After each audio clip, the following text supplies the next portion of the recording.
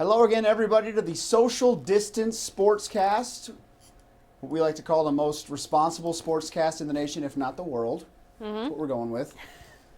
Still so many questions about when games are going to return, when practices, gatherings, but we do have one major decision that was made. We at least know what rosters might look like next season because of an NCAA ruling. NCAA came out with a statement this evening, Monday, and said that all spring athletes would have another year of eligibility, which was kind of the overall feeling that everyone supported. So the NCAA granted that. There are some little funky details within it, including baseball, that is going to get a larger roster number. Usually they have a set number. They're the only spring program that has that. They're going to be able to have a few more guys on their roster. But they're leaving it a lot of it up to the schools. So the schools can decide how much money goes to which athletes. And it doesn't guarantee that some of those seniors who may choose to stay another year get the same type of scholarship they had this year. So there is still some questions as far as what's going to go on there. But the good news is that anyone who wants to come back that missed out on their final season or another season has that now. You're never going to make anybody happy with a decision like this. And one of the criticisms of this ruling is going to be for some of those underclassmen, those sophomores or juniors that were kind of biding their time and waiting behind one of these seniors who now can make the decision to return back to school. And so therefore you're once again waiting behind a senior again. It'll be interesting to see how that plays out. And the winter sports, a lot of those basketball players, a couple of them I saw quote tweeting this statement, disappointed that it didn't extend to the winter athletes who, as we saw, had a majority of their season, but still probably the most important part of it taken away from them, and it looks to be that they won't get that either. Yeah, played probably 90+% of their season, but not the big part of the season. But we do know that now. That means guys like Ryan McMahon, his time is done at the University of Louisville. Interestingly enough, we spoke to him via video conference earlier in the day. He said had he been given the opportunity to return for a second senior year at Louisville, he would have at least considered it. That is not an option now, so he is going to check out pro ball and see what his options are there, but there's still a bunch of questions as to how that will work as well. It's so bizarre. I don't know how it's going to affect guys getting worked out by NBA teams, how it's going to affect when overseas teams are going to even start looking for players or trying to sign players. I don't know how this virus is going to affect all that. I don't know how long it's going to delay it, but it's definitely going to have an impact on guys' futures. And who knows, maybe that's a sign that if things don't work out this summer that I should just stop playing ball. Hi everybody, Rick Bozich, WDRB Sports. I can't compete with the production quality of Eric Crawford, the guys in the studio, so we are resorting to stupid dog tricks. Ruby, here's your treats, down, and leave it. She's going to leave the treats there until I tell her she's released to eat them. You can listen to me because I got important things to say. Today we talked to Ryan McMahon, and ever since this coronavirus situation has developed, the focus has been on basketball players and basketball teams because they're the ones who are impacted the most. Their season was just starting to rev up. Last week we heard from John Calipari. Over the weekend I wrote about former Sacred Heart star and IU women's basketball player Grace Berger about how the IU women's team was affected. And today was Ryan McMahon of the Louisville team. And to me, the most interesting thing he said was when they were in Greensboro, they got the word that Rudy Gobert had tested positive. And that was on a Wednesday. Games were going on in the ACC tournament.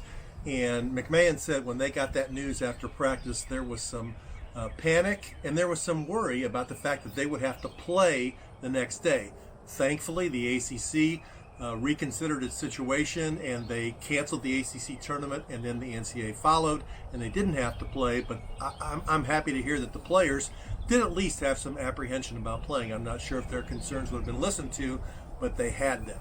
McMahon had a lot of other interesting things to say about his career, what he hopes to do, keep playing basketball, how he wants to be remembered as a U of L player, and all the adversity he dealt with when he was at U of L. But me, there's no adversity here. I'm dealing with my dog, and she's been a good girl like she always is. Ruby, okay, take it. How about that? You can teach your dog to behave and not take treats until it's their time. What a good girl. Rick Bozich, bye-bye. I love how Ruby's become as much a part of our social distance sportscast as any one of us has. If we can build a doghouse here in the sports department, I'm not stopping it. If Rube comes in every day with Rick, then work just got that much better. We could probably file paperwork to let Ruby be one of the inside the building employees, although Rick would probably hate us taking her. Dogs can't spread the virus, I think. From what I read, most research says they can't. As far as we're concerned, they can't, although I don't know how responsible that is of us, seeing that we are the most responsible sportscast in the country. Right. So, Rick, you keep Ruby for now, but please continue to put her in your videos. So we've made the decision on spring sports, winter sports. There's a fall sport, and a big one that is kind of been a topic of conversation. We spoke about it last week a little bit, that there was some bad juju being thrown out there about maybe canceling the college football season. We heard from Tyson Helton on Monday. He's got an opinion. Yeah, the Western Kentucky head coach kind of echoes what a lot of people are thinking, Right. which is, don't do it. We need this. We need football in 2020. Whether it's going to be a shortened season or a season that's not the usual time we're at. I'm of the boat. I think from what I gather from Helton, he's in the same mindset of give us something, because we can't, the mental health of this country and of sports fans everywhere depends on this. And he really said it quite frankly when he was asked about it today in his press conference. Our country, football is a great game, and a lot is done around football. And I think there's a lot of people in a lot of high places sitting around in some meetings right now going, boys, if we don't get football season going, it's not going to be a good deal. So if there are going to be a lot of folks out there that say, you know what, we're going to go do it ourselves. Also worth noting that Helton said he doesn't think the game should return until it can return with fans. He says they shouldn't do it as just one phase. College football and the fans go together, so he thinks it shouldn't come back until all of it can come back. As far as the Hilltoppers team, he says they're actually doing pretty well with all this craziness because they are such a veteran team. They can kind of handle some of the missed practice time, and everyone's doing really well mentally studying the game. So he's happy with where they're at right now, and we want to talk a little bit about how much we've had to talk about despite no games being played. You and I, that was the first discussion really as a sports department that we had when we realized how serious things were getting and how many sports were either leaving or being canceled or changed. We just wondered maybe if we would have anything to talk about. And we know we're not the only ones, the print reporters, sports reporters out there, as well as the radio guys, and our own John Lewis caught up with some of them to see how they're dealing with everything related to the COVID-19 outbreak. Well, this is kind of our new normal here, working from home. A lot of people out there, they work from home. Several of us at WDRB, we are working from our home offices, or in my case, the man cave in the basement. That's going for a lot of the local radio stations here. You'll hear a lot of sports radio talk stations. Many of the voices you hear are not in the building. For instance, I talked to WKRD's Nick Coffey. I talked to ESPN Radio's Lachlan McLean. Both of them have home studios they've set up. They shared some pictures here of what it looks like for them.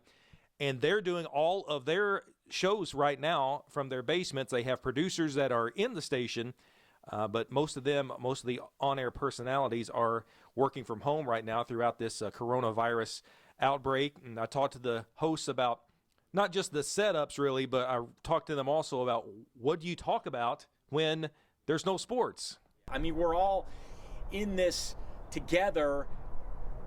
As far as the sports thing, we're all missing it together. We're all missing the NCAA tournament together. I don't know how many times we can bemoan that. Like, there's a part of me, John, that it's like, do I keep reminding people that we don't have basketball? Because then you're just making it worse. So you almost have to ignore it. But then at the same point, that is such a huge gaping void in our lives right now. It's just a buzz. It's just such a buzzkill. This is normally the time where we're talking about who's going to the Final Four. Really, for us in this market, this area, this is what we care about more than anything. It's our time to shine, and we don't have any sports though. So early on in this process of the pandemic, where we're trying to just wait it out and project when we get sports back, early on, I've actually found it to where this whole thing is impacting so many people. So regardless of what fan base you're a part of, what team you root for, no matter what your favorite sport is, I feel like for the most part, listeners, to at least some extent, this whole thing has impacted them at least a little bit.